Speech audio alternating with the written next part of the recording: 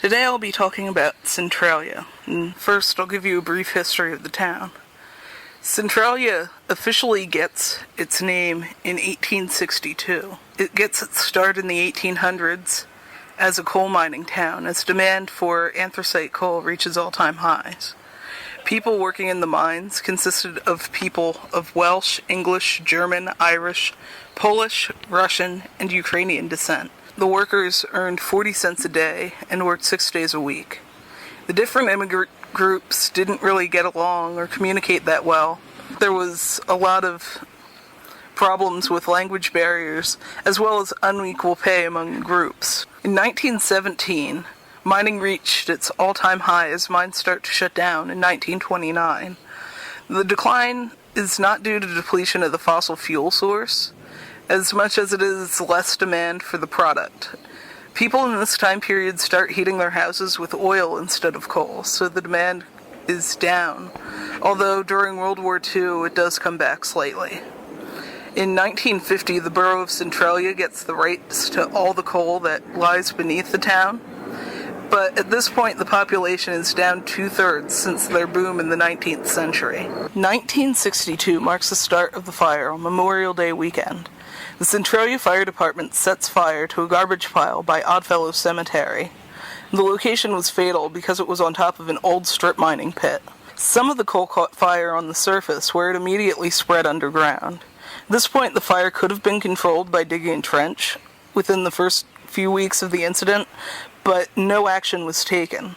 In the years that follow, residents are getting sick due to anthracite, otherwise known as black lung disease, as well as oxygen deprivation as a direct result of the fires burning underground.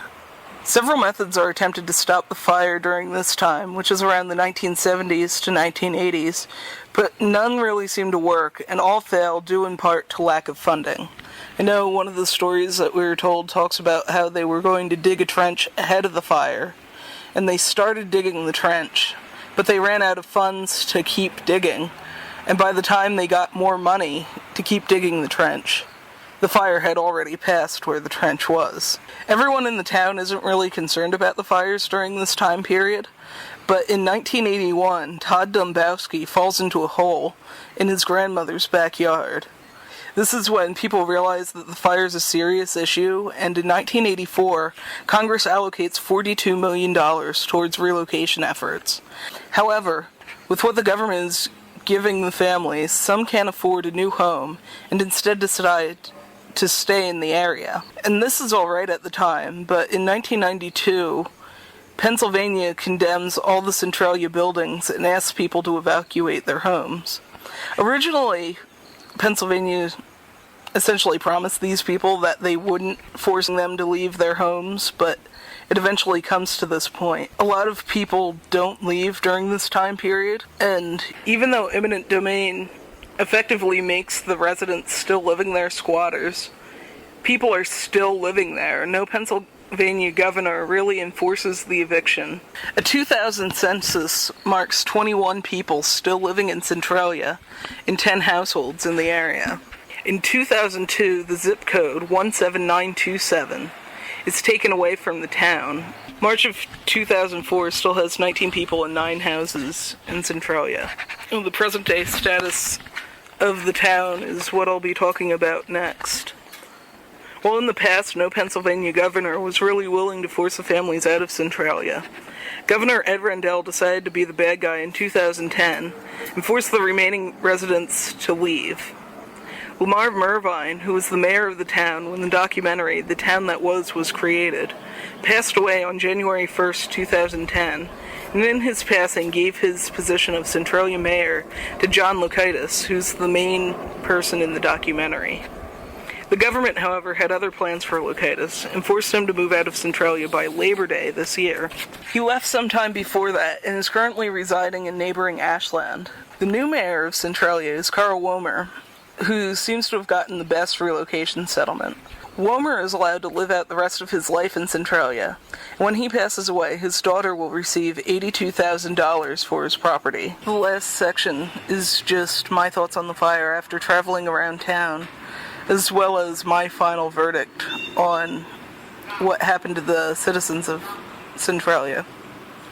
On the way to Centralia, I was listening to my MP3 player and heard two songs that in some way relate to the town. The first was ironically Billy Joel's We Didn't Start the Fire, which mostly just made me laugh.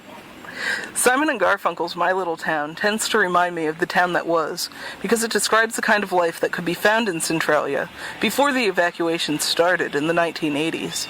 From the words, you can almost see an entire city flying by as you ride a bicycle home from school.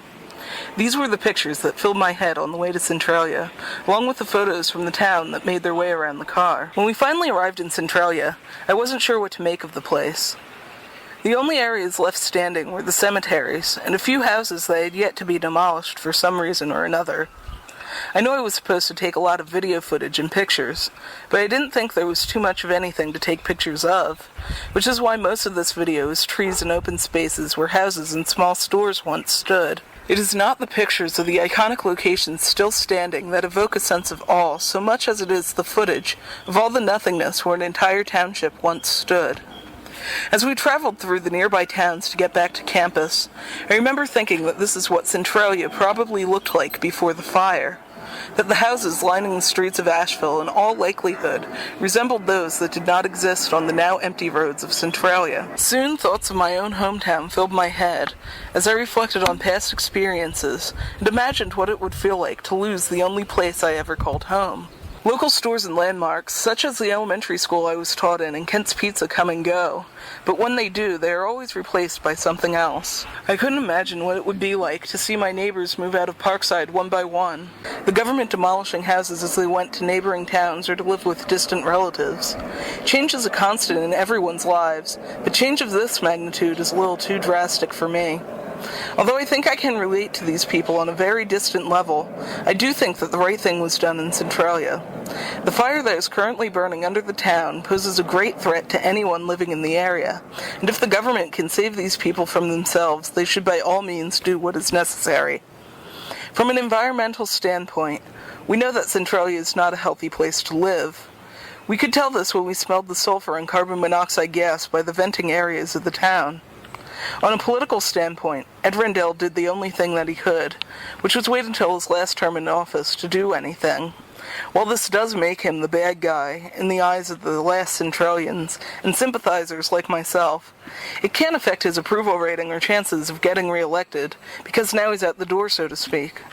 There are several conspiracies out there concerning the rights to the coal beneath the town, but I'd like to think that the governor is doing what he's doing for the good of the remaining people. When I was in Centralia, I took a lot more footage than I needed for this video. For more pictures, please visit Jonathan Hartline's photo stream on Flickr.